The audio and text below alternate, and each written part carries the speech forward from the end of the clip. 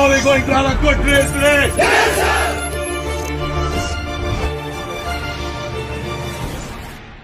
जय हिंद भारत वासियों, मैं major Nasreen Fatima, squadron leader retired, defence India news में डिफेंस की बात मेजर नसरीन के साथ। आज मैं बात करूंगी कि इंडिया और चाइना के बीच रशिया किसकी तरफ खड़ा है। अगर मैं इतिहास के पन्ने पलटूं तो 1971 में इंडिया और पाकिस्तान के बीच में जो वॉर हुई थी, जो लड़ाई हुई थी, उसमें पाकिस्तान का साथ जो है अमेरिका ने दिया था और चाइना भी इंडिया का साथ नहीं दे रहा था। उस बीच रशिया आगे बढ़ा और रशिया ने इंडिया को सपोर्ट किया और वॉर में साथ दिया।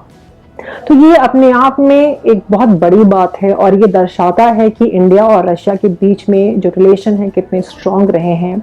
अगर हम वर्तमान की बात करें तो, अगर हम इतिहास की बात करें तो ये रिलेशन जो है ऐतिहासिक है, मजबूत रिलेशन है इंडिया और रशिया के बीच में। पर पिछले कुछ दशक से इंडिया और रशिया के बीच में रिलेशंस जो हैं वो डिफेंस टाइज और डिफेंस डील्स के बीच में ही सीमित होकर के रह गए हैं, बल्कि इंडिया चाहता है कि इंडिया के रिलेशन रशिया के साथ और भी फील्ड्स में हों और भी जो एरियाज ऑफ इंटरेस्ट हैं उनमें हों।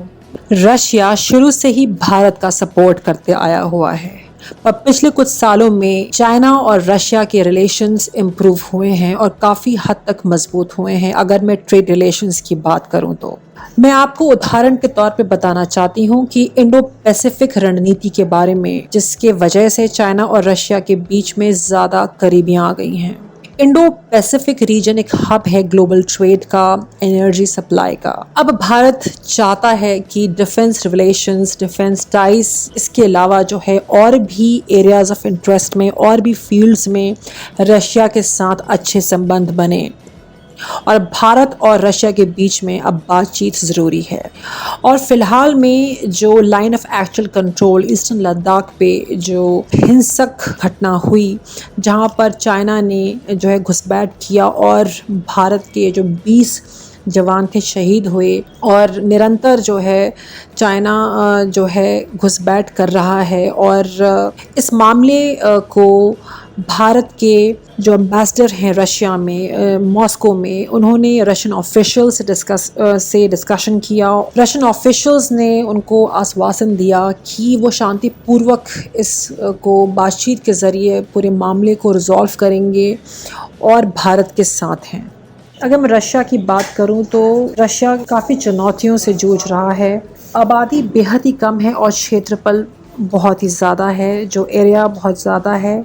यूरोप से लेकर के एशिया तक फैला है रशिया का जोग्राफिकल एरिया की अगर मैं बात करूं तो। अमेरिका जहां दुनिया भर में अपना बेस बना लेता है, पर रशिया नहीं बना पाता। ये एक बहुत बड़ी चुनौती है और तभी जो रशिया तकनीकी मदद से अपनी सीमाओं की रक्षा कर रहा है और अपने चारों ओर जो है वो दुश्मनी का माहौल बर्दाश्त नहीं कर सकता। अगर हम देखें तो पूर्वी दिशा में चीन है और रशिया जो है कोई भी तनाव नहीं चाहता है चीन से, और चीन इसी बात का फ़ायदा उठा रहा है। दूसरी ओर देखें तो अमेरिका और कुछ यूरोपियन कंट्रीज़ हैं जिसके साथ भी रशिया की तनातनी और खींचातान बनी हुई है। रूस अब एक कमज़ोर शक्ति है और आर्थिक स्थिति ठीक नहीं है। ऐसे में भारत को ये देखना होगा कि बेशक रूस एक महत्वपूर्ण साथी है, पर अब वो भारत का एक तरफा समर्थन करने की स्थिति में नहीं है। भारत और चीन के बीच जो निरंतर तनाव बढ़ रहे हैं और जो लड़ाइयाँ होने की संभावना है, अब रूस का साथ भारत के लिए बहुत ज़रूरी है, क्योंकि अधिकतर जो हथियार हैं, जो डिफेंस वेपन्स हैं, डिफेंस इक्विपमेंट्स हैं, वो रूस के ही हैं।